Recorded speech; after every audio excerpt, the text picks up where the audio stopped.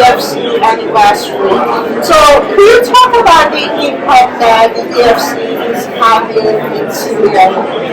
Sierra Leone and the U.S. government have a deep relationship, and the reason why I came for this 50th anniversary is because DFC has really invested a lot in Sierra Leone. Per capita, Sierra Leone is one of the countries that has received the most amount of investment in DFC. And if you also look at a single deal in the existence of DFC's history, the biggest one has been to Sierra Leone. So that relationship really matters for us, and that's why distance wasn't a barrier in us coming to celebrate the impact of DFC as they reflect on where they've come from and think about where they're going. We're partners.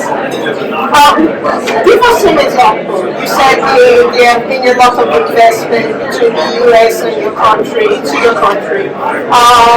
There's a lot of turnaround, a lot of work that you and the presidents are doing on the ground. So can you give us some examples of that investment? If you think about the DFC investment in Sierra Leone, it's come based on a deepened effort by His Excellency President Julius Malabio in prioritizing private sector. He's placed infrastructure, connectivity, agriculture, energy as principal areas that we want private sector to play. And DFC specifically has invested about $460 million in the company, Nant Energy, which is building a 108 megawatt LNG energy provision in the east part of Freetown. This is going to double our base load capacity already, and this will free up cheaper energy for investments from small infrastructure companies. As I was giving an example, Taco is a sardines company. The fish, the oil, the pepper all come from Sierra Leone. But a lot of the things that they suffer is energy costs because they cannot get reliable energy from the existing grid. And solutions like this will free them to be able to reinvest more and expand their sardine production business. The DFC being the multi-country $100 million investment into digital connectivity, and Sierra Leone was one of the countries through AfriCell that benefited. The airport through FIA group, it's about $150 million worth of investment. Without DFC, the new airport would not have been possible. The impact of that is now we have an airport that will allow for well over 1.2 million travelers annually. New investments have come into the city, into Lunge, energy investments from the company, new hotels, new services. So it's a really deep relationship that we have. So what I'm hearing from you is it has been a good change for your country to be able to address some of the challenges that you faced after coming out of the Civil War to boost the economic growth. Well, the Civil War is so many years ago. But if you think about where we just came from with COVID, which is more evident, with all of the global challenges, economic challenges that existed, DFC alone has put in over $600 million in the last 2 years. Over the last 5 years since its existence, over $800 million. Sierra Leone, yes, and companies that are working in Sierra Leone. This is transformational in a country where just a couple of years ago its GDP was $5 billion. Now, the reason why, in fact, you see that our GDP has expanded and rebased is because of investments like this in Cameroon DFC.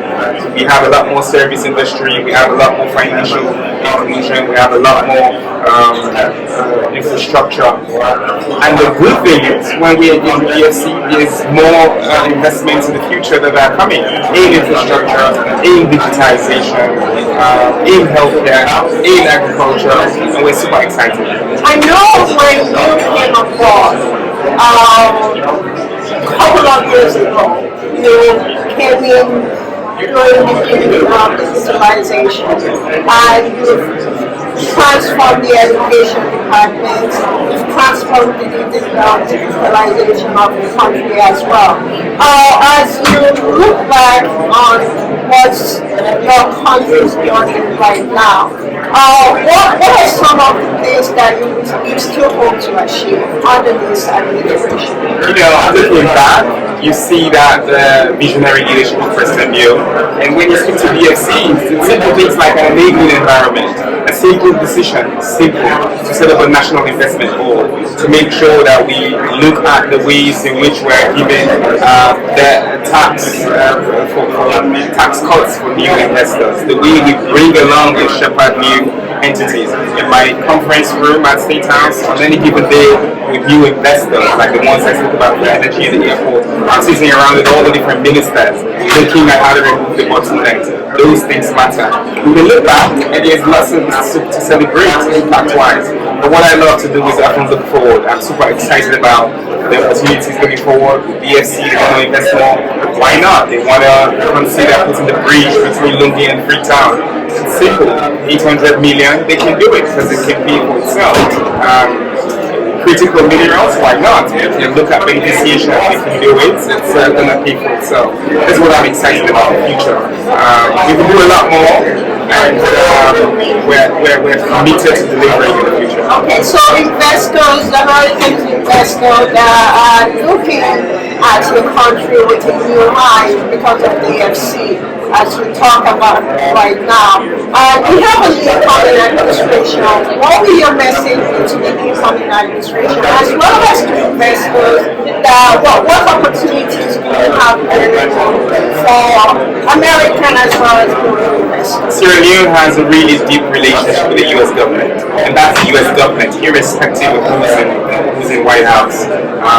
And I think we have been able to maintain that respectful relation where whether it's from CDC, whether it's from USAID, whether it's from diplomatic relations and the UN Security Council, or now through DFC, these are central core relations that we have and we don't take for granted.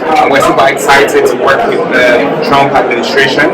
We think that MCC, the US government, has about $1 billion exposure in Sierra Leone in the last 2 years. 600 million from DFC, 450 million from MCC. These are administration agnostic. These tools that the US government has to work with countries like Sierra Leone are what are essential and fundamental for transformative and high impact development. So we're excited about that. The opportunity for investors.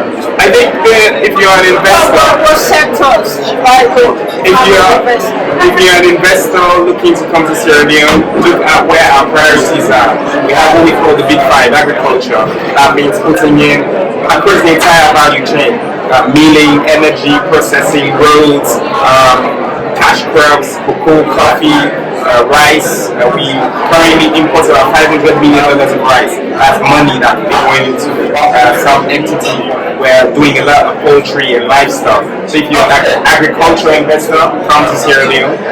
If you're an energy investor, we're looking to really expand energy and renewables all across the country. Distributed energy, come to Sierra Leone.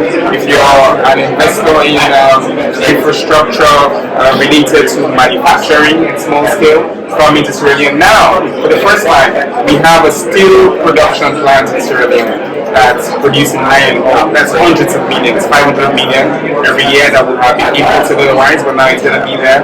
Come into Sierra Leone. If you're an investor who's looking into healthcare, human capital development, come into Sierra Leone. 70% of the population, digital, Starlink is there. We're looking financial institutions. We have a switch. We're connecting with all the banks and with all the MNOs coming to Sierra Leone. If you're in that space, lots of opportunities. The right place to be. And you have made significant investment into the education sector. So you have the workforce already in place to scale up your economic as well as deliver for investors. If you're an investor who's looking at the future, a country that has 70% young people population, a country that has centered education, human capital development over the last couple of years, and we're going to deepen that more. a country that has liberalized its economy and really put in the infrastructure for investments, built institutions to allow for investors to have easy, no bottlenecks, remove those at the highest level. A country where the US government, the British government, British investment, international investment has 100 million just over the last couple of years. Is no better place to be. Okay, I know you have to go. My last question to you is: Americans that might be saying like, why are we going into Syria? Give me why is it important to American national security as well as African national security for this partnership?